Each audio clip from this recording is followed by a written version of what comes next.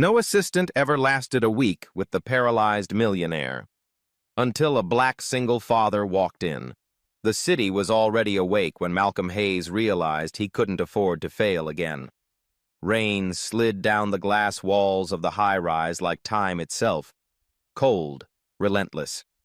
Inside the marble lobby, a man in a wrinkled suit sat perfectly still, clutching a folder that held nothing but a resume and the last fragments of his hope. 17 interviews, 17 rejections, and upstairs waited the 18th, Evelyn Cross. The paralyzed tech millionaire known for firing assistants faster than she hired them. No one lasted more than a week with her. But Malcolm didn't have the luxury of pride. His rent was overdue, his car already gone, and his daughter Sadie was sleeping in a borrowed bed 2 miles away, waiting for a miracle. When his name was called, he rose, shoulders squared, not like a man chasing a dream, but like a father walking into battle. He didn't know yet that the woman behind that door would either destroy him or save him. Before we go any further, tell me, where in the world are you listening from tonight? Maybe from a quiet kitchen after everyone's asleep. Maybe from a car parked under the rain. Or maybe from a place where you still believe that honesty can change a life. Because this isn't just a story about survival. It's about a man who had nothing left to offer but truth, and a woman who had everything, except someone who dared to stay. So stay with me, and let's see what happens when two broken worlds collide, and a single father's desperation becomes the beginning of someone else's healing. The morning air in Manhattan carried the scent of wet steel and exhaustion. Malcolm Hayes stood outside the Cross Industries tower, tie slightly crooked, shoes still damp from the rain. He looked up at the 40 floors of glass and ambition towering above him, like the distance between who he used to be and who he was now. 3 years ago, he'd worn the same suit to his wife's funeral. Her name was Alana. She'd been the music teacher who believed every storm had a rhythm. Brain hemorrhage, they'd said. Sudden, unfair. The word widower never sat right in his mouth. He still touched his ring sometimes, without realizing. Inside his wallet, tucked behind a Metro card and overdue bills, was a folded photo of Alana and their daughter Sadie, taken on a pier in Coney Island. Sadie's curls framed her smile. Alana's hands held both their faces close. The paper was worn soft, the colors faded, but to Malcolm it was the only proof that joy had once existed. He whispered her name before every interview, like a prayer. And today, before stepping into the building, he whispered it again. For you, and for her. The receptionist didn't look up when he arrived. Her voice was as cold as the marble counter. Name? Malcolm Hayes. 11 o'clock. She handed him a visitor's badge, her manicured nails tapping against the desk. Take the elevator to the 27th floor. Ms. Cross doesn't like tardiness. As the elevator rose, the city blurred beneath him. The higher he went, the smaller everything seemed. His failures, his pride, his life before this desperate climb. The doors opened to silence. Not the calm kind. The kind that dared you to break it. A silver-haired assistant waited with a clipboard. Follow me. Don't touch anything. Don't speak unless spoken to. And whatever you do, don't waste Ms. Cross's time. The office was a cathedral of precision. Every surface gleamed, every item placed with surgical intent. And there, behind a mahogany desk wider than his old kitchen, sat Evelyn Cross. She was 30, maybe 31, blonde hair tied in a perfect knot, steel gray eyes that missed nothing. The wheelchair she sat in looked like it belonged on the cover of a design magazine, sleek, metallic, merciless. Sit, she said. Not an invitation. A command. Malcolm sat, the leather creaking under his weight. She didn't read his resume. She read him. Her gaze traveled from the wrinkles on his cuffs to the exhaustion buried in his shoulders.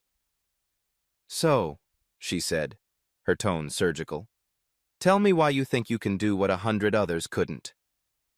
He'd rehearsed his answer all night, organized, polished, professional. But something about her stare stripped it all away. Maybe it was the loneliness he saw hiding behind her sharpness. Maybe it was because he had nothing left to lose. "I can't promise I'll be better than the others," he said quietly. "I don't even know what made them quit. But I can promise you this. I'll show up. Every day. I'll learn whatever I have to. I'll work until I can't feel my hands if that's what it takes. Because if I fail this job, my daughter and I have nowhere else to go." The room fell silent. Evelyn's fingers stilled on her desk. Then, to his surprise, she laughed. Not kindly, but not cruelly either, like she recognized a ghost she hadn't seen in years. "You're the first person who's ever been honest," she said finally. 2-week trial. You show up at 7:30 sharp. You leave when I say so. No questions. 95,000 a year plus benefits. If you survive 2 weeks, you stay. If not, you disappear like the rest. Malcolm's throat tightened. 95,000. That was safety. Food. Rent. Hope. He nodded once. "I'll take it." As he turned to leave, her voice stopped him. "Your daughter. How old?" 6. Sadie. For a moment, something flickered in Evelyn's eyes. "If you need to leave early to pick her up, we'll adjust. I'm not a monster." He almost smiled. Almost. "Thank you," he said softly. She looked back at her monitor, the moment already gone. "Be here at 7:30, don't make me regret it." When the elevator doors closed behind him, Malcolm leaned against the wall and exhaled. He didn't know what waited ahead, but for the first time in months, the world felt slightly less hopeless. The first morning of work began before dawn. Malcolm stood outside the Cross brownstone, coffee in hand, rehearsing the quiet promise he'd made to himself. No mistakes, no excuses. Judith, the assistant with the silver hair, opened the door at exactly 7:30. "Ms. Cross wakes at 6, she said briskly. "Therapy, breakfast, emails. Everything runs on precision. Fall behind once, and you're done." The inside of the house looked like it belonged to another planet. Wide halls, ramps instead of stairs, every corner engineered for motion and silence, the kind of silence that doesn't rest. It waits. Malcolm's first day was an education in invisible labor, coordinating Evelyn's calendar, managing her calls, preparing her workspace, and never, ever commenting on the chair. She gave orders like a general. "Coffee, black, no sugar, the blue mug, top shelf. Move the files from the left cabinet, not the right." Her tone had no edge of cruelty. It was habit, the language of control from someone who'd lost too much of it. At first, he thought she simply didn't like him. But late on the third evening, when the rain beat against the windows and Judith had gone home, he saw something else. Evelyn sat alone in the study, staring at a photograph on her desk. A girl on horseback, smiling, wild, alive. Malcolm paused in the doorway. "Is that you?" She didn't look up. "Was." The word hung there, heavy, final. He understood that kind of word. He had one too. Was married. They didn't talk for a long time. The rain filled the silence between them, a low, steady rhythm, like two people remembering who they used to be. Later that week, while preparing documents for a board call, Malcolm accidentally opened a file labeled Equinox Accident Report. Photos. A shattered fence. A collapsed horse. Medical notes full of terms he couldn't pronounce. He closed it fast, guilt burning through him. But that night, when he wheeled her into the therapy room, he caught her grimace, the tremor she tried to hide when her left hand wouldn't obey. "Does it hurt?" he asked quietly. She met his eyes, jaw tight. pain is information. That's not what I asked. Evelyn turned away. You ask too many questions. From then on, she didn't let him see the struggle, but he heard it. The strain of metal braces, the muffled groan after every failed step.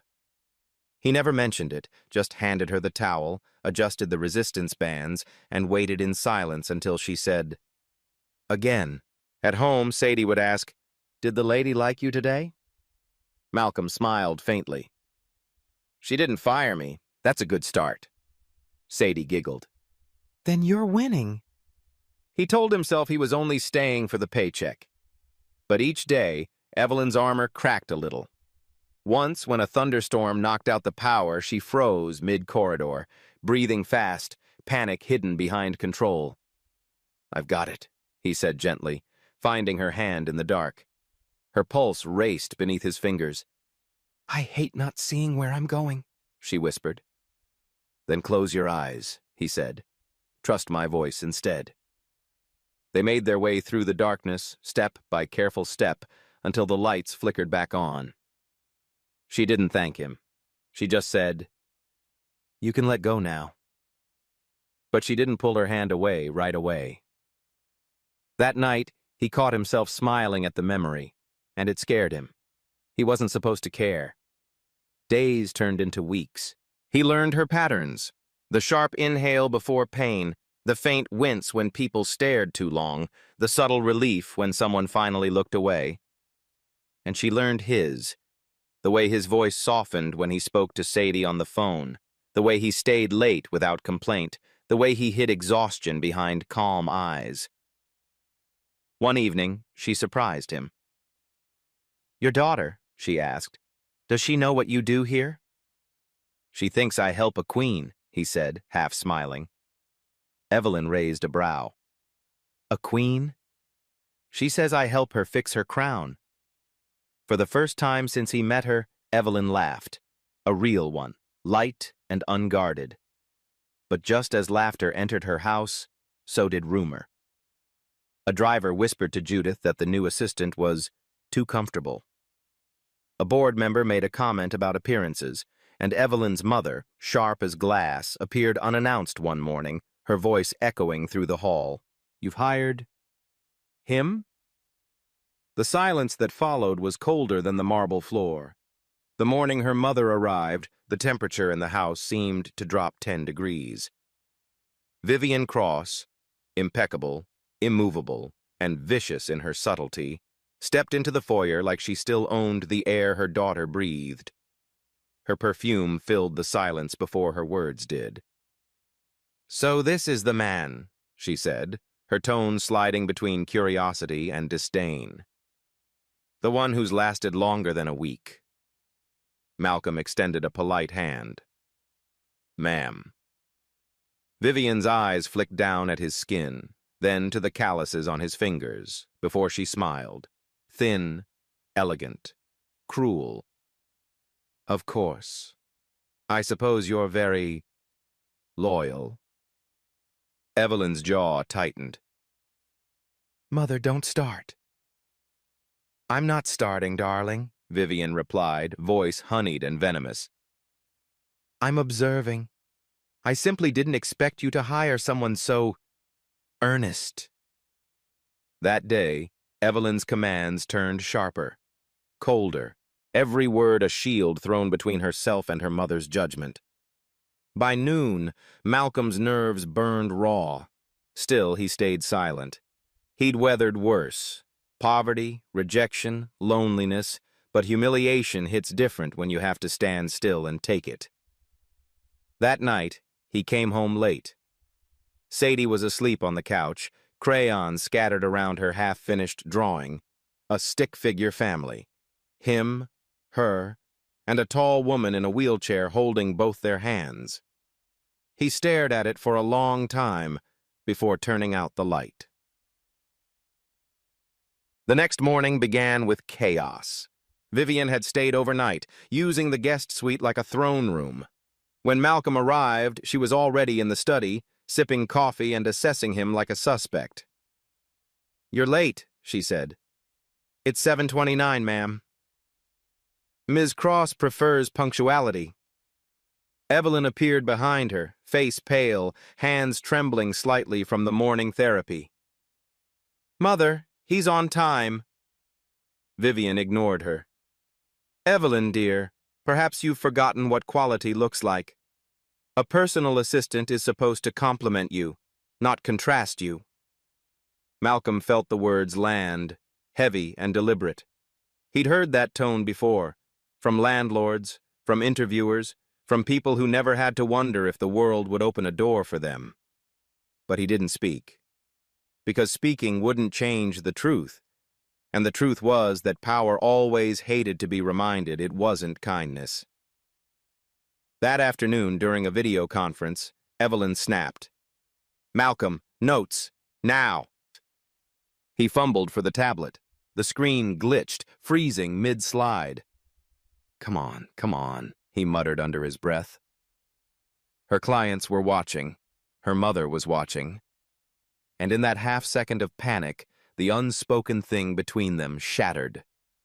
Useless, Vivian whispered under her breath, but loud enough for the microphone to catch. Laughter, muted, digital, poisonous, rippled from the other end of the call. Evelyn's face hardened, mortified. Excuse us, she said curtly, ending the call. The silence that followed was like glass underfoot. Do you realize what you just cost me? She hissed. I'm sorry, Malcolm said quietly. It froze. I don't want excuses. Her voice cracked, fury bleeding into fear. Do you think this is some charity case? That I hired you out of pity? No, ma'am. Then prove it, or get out. He stood there, frozen, not from shame, but from the ache of watching her turn her pain into a weapon. Then he nodded once. I'll finish the reports. Evelyn wheeled herself to the window, back turned. The tremor in her left hand returned, fierce and uncontrollable. She clenched it tight, but the pen rolled off the desk, hitting the floor beside him. Malcolm picked it up quietly and placed it back without a word. That night, the house was silent. Even Judith avoided speaking. When Malcolm left, he caught Evelyn staring at the photo on her desk again, the girl on the horse, smiling like she'd never known fear. He hesitated in the doorway. You're not that girl anymore, he said softly. Her voice came out as a whisper. I know. Then stop trying to live like her. He walked out before she could reply. Chel. The next morning he found a note on his desk. 2 days off. Paid. Don't come back until Monday. He didn't know if it meant he was fired or forgiven. He spent that weekend with Sadie at the park, pretending everything was fine. But Sunday night, as the city's lights blinked across the river, his phone buzzed. A message from Evelyn. I need you here. Now. He found her in the therapy room, sweat dripping down her neck, struggling against the braces that held her legs in place. She was alone. No trainers, no Judith, just determination and fury. Her voice was ragged. They said I wouldn't move again. I'll prove them wrong. I'll prove her wrong. Her hand slipped. She fell forward, pain twisting her face. Malcolm caught her before she hit the floor. Let me go, she gasped. No. Let me fail. You've done that already, he said. Now it's time to try again. He adjusted the braces, steadied her trembling body, and stood close enough for her to feel his breath. 1 step, he said. She shook her head. It's too much. 1 step. I'll hold you. Her foot moved, an inch, maybe less, but it moved. Her body shook, her eyes wide in disbelief. Malcolm smiled, voice low. See? You don't have to prove anything to them. Evelyn looked up at him, tears burning down her face. Then to who? To yourself. And that night, somewhere between pain and trust, something in both of them finally began to heal. The next week began with the sound of thunder and a phone call that changed everything. Malcolm was halfway through organizing Evelyn's appointments when the school nurse's voice broke through the line. "Mr. Hayes, Sadie has a fever. She's asking for you." He froze. The clock read 2:47. Evelyn's next investor call was at 3. There wasn't time for both. When he told her, she didn't even look up from her monitor. "Then go," she said coldly. He hesitated. "You're sure?" "I said go." Her voice was flat, but her eyes didn't meet his. He grabbed his coat, ran through the rain, and by the time he reached the school, Sadie was asleep in the nurse's office, cheeks flushed, hand clutching a crayon drawing she'd made that morning. 3 stick figures, smiling under a sun. "Daddy, I drew Miss Evelyn too," she mumbled weakly.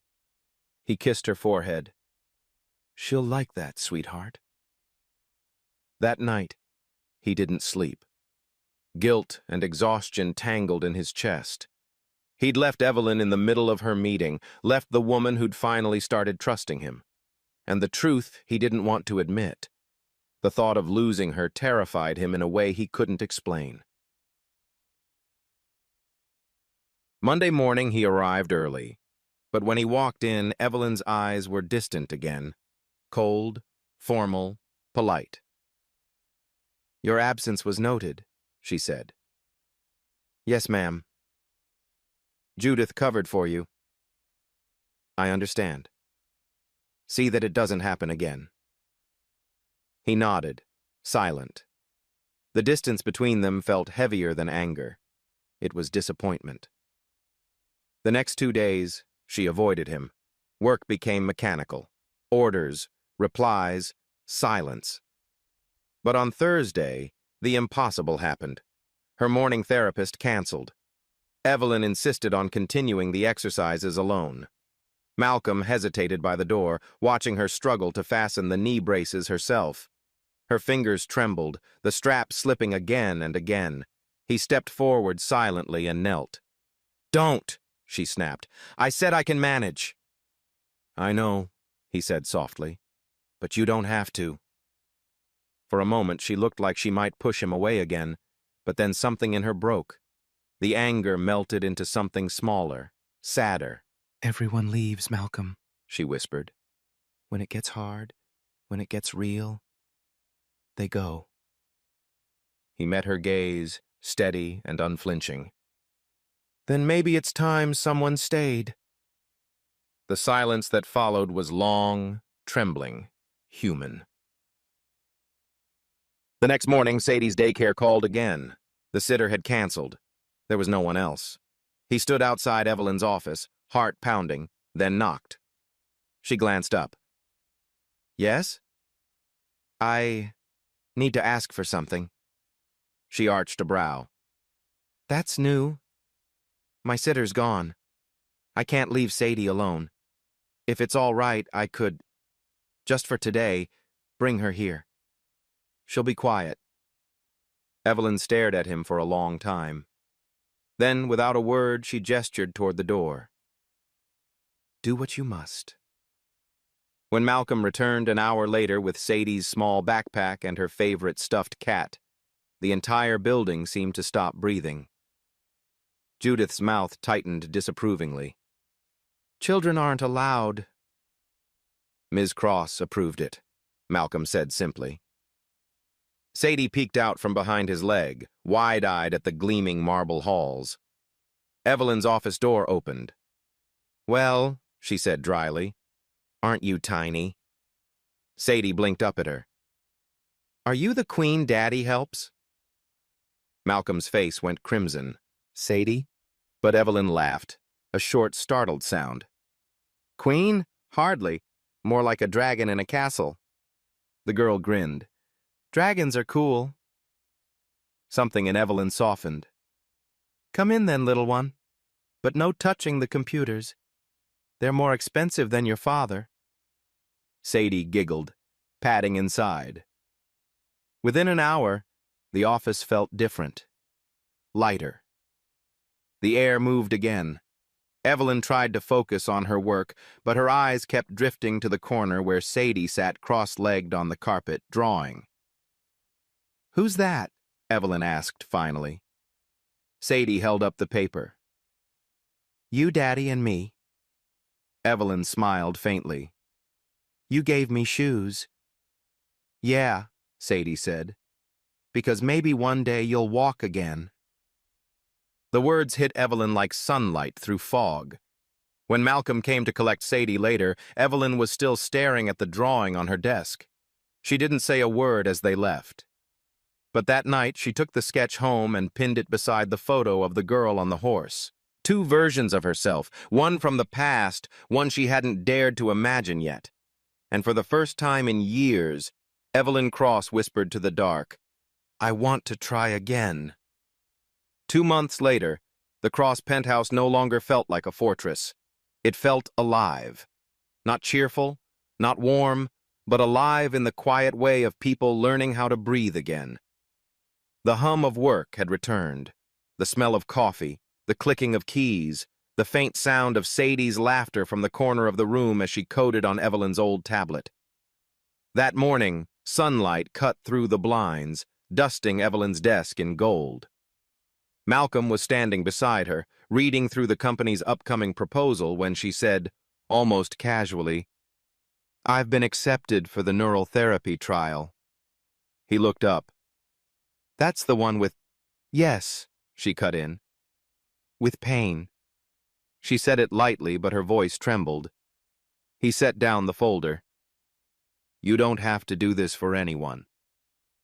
"I'm not," she replied. "I'm doing it because I want to walk into my own damn office again." The room went silent. Then softly he said, "Then I'll be there. Every session, every minute." Her eyes glinted, half challenge, half disbelief. "You don't know what you're promising." "Yes, I do." And when she saw that he meant it, something in her broke.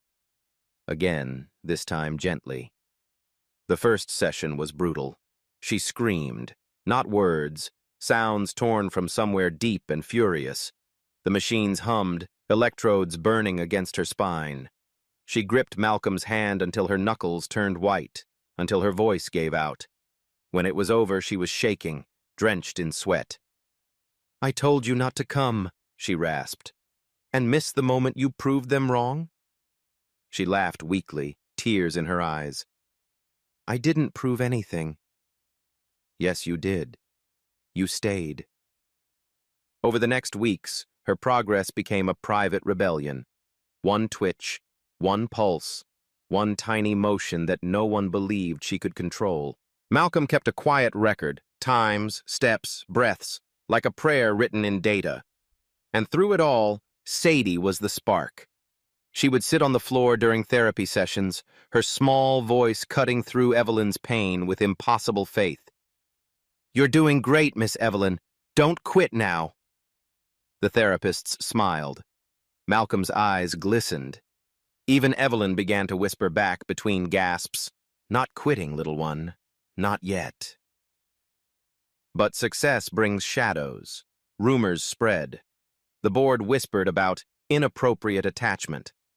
Reporters dug into Malcolm's past, his debts, his eviction notice, even the name of his late wife. One morning, an anonymous message hit the company inbox. "Your assistant is sleeping his way into your empire." When Evelyn read it, her chest went cold. She didn't believe it, but she couldn't ignore the way everyone was watching her. Judith stopped meeting Malcolm's eyes. The elevator conversations turned to whispers. By evening, the story had reached her mother. Vivian stormed in, voice like a whip. "You've embarrassed yourself enough, Evelyn. Do you think this man cares about you? You are his paycheck." Evelyn tried to speak, but Vivian's words cut deeper than pain ever could. "I should have known better. A man like that—" "Enough," Malcolm said quietly. Both women turned. "I've listened to every insult you've thrown since I walked through that door," he said, his tone low but steady. "And I kept quiet, because my daughter needs this job, but not at the cost of my dignity." Vivian's lips curled. "And what dignity is that?" "The kind you lose when you believe money can buy everything," he said. For a heartbeat, no one spoke. Then Evelyn's voice, calm, deliberate, broke the silence. "Mother, leave." Vivian stared, stunned. "Excuse me?" "You heard me. You don't get to decide who stays in my life anymore." It was the first time she'd ever defied her mother. The door slammed behind Vivian like the end of a rain. That night, Evelyn sat on the therapy mat, staring out at the rain. "I don't know if I can keep this up," she whispered. "The therapy, the board, the looks. It's too much." Malcolm knelt beside her. "You can stop any time." "But then I'll never know if I could have done it." He smiled. "Then let's find out." He stood, offered his hand. "One more try." She hesitated. "If I fall, I'll catch you." She took his hand, heart racing, and pushed. Her legs trembled. Her breath caught. Then, movement. The faintest shift of balance, the smallest step. She gasped. He steadied her waist. "Again," she said through tears. "Again." Step by painful step, she rose. No cameras, no audience. Just two people and a small girl asleep on the couch, dreaming of miracles.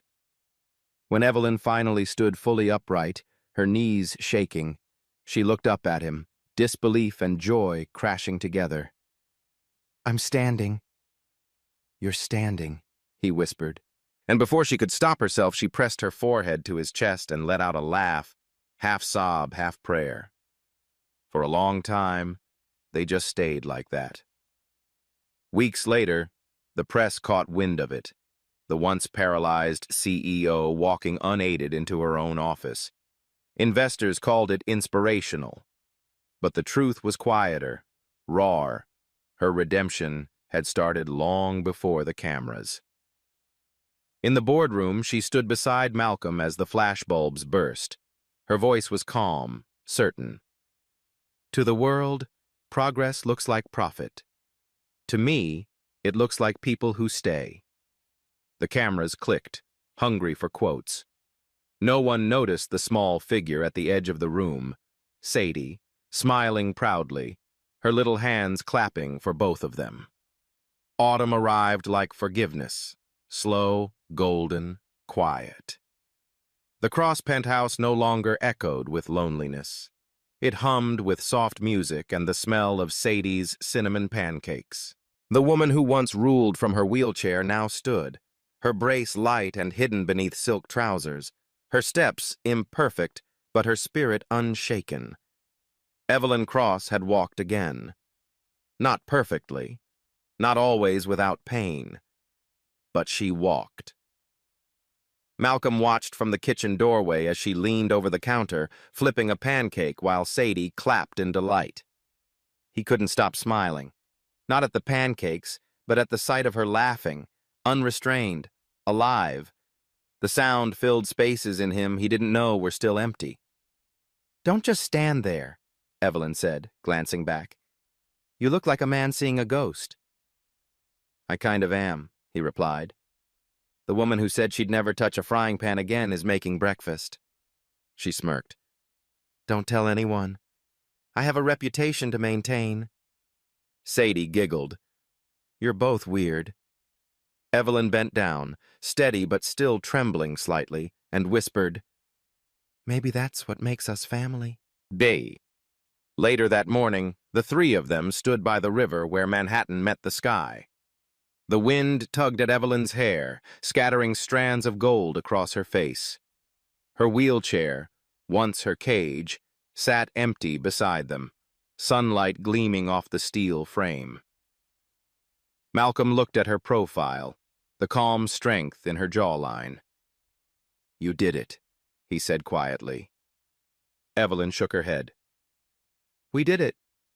I just finally believed it was possible. He turned toward her. You know, when I came here, I thought I was just saving my job. She smiled faintly. And instead, you saved me. He laughed softly. I think you saved me first. The pause that followed was heavy with everything unspoken. The late nights, the silence. The way two broken hearts had found a rhythm again. When she spoke, her voice was fragile, but sure. I used to dream about walking again. But now, I dream about walking with someone. Malcolm took her hand. Then don't dream alone.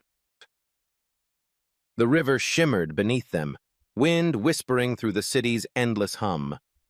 Weeks passed. The headlines faded, the investors quieted, and life began to feel beautifully ordinary. Evelyn built a new division of Cross Industries, the Hayes Initiative, dedicated to hiring people with disabilities and single parents. She called it her thank you disguised as a business model. On the opening day, she stood behind the podium, the press waiting for her first public address since the accident. Malcolm and Sadie watched from the crowd. Her voice carried across the room, low and steady.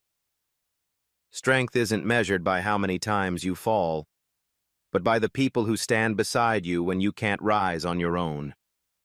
This foundation exists because someone believed I could walk again, and because a child reminded me that hope doesn't need perfect legs, just a steady heart.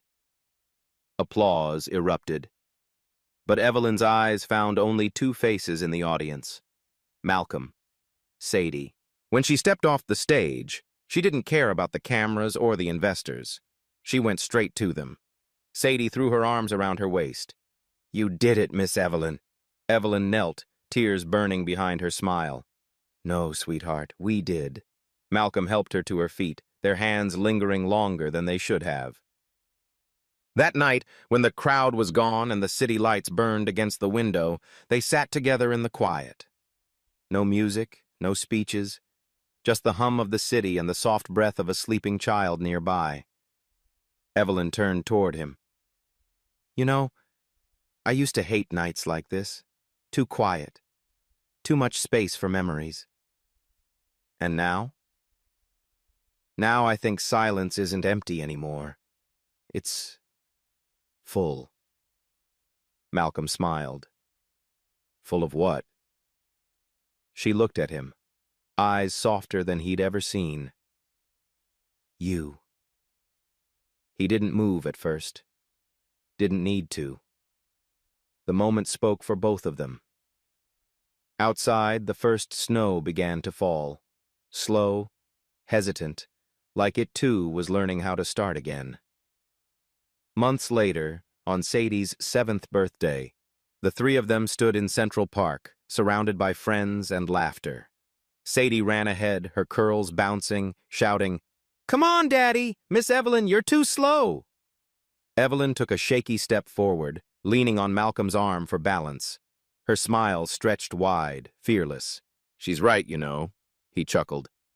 Then let's not make her wait. They walked, uneven, imperfect, beautiful, through the falling snow, following the laughter of a child who had unknowingly saved them both. And somewhere between the city's heartbeat and the winter air, their shadows merged on the ground, no longer separate stories but one.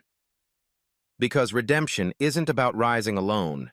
It's about finding someone who'll hold you steady until you can stand again.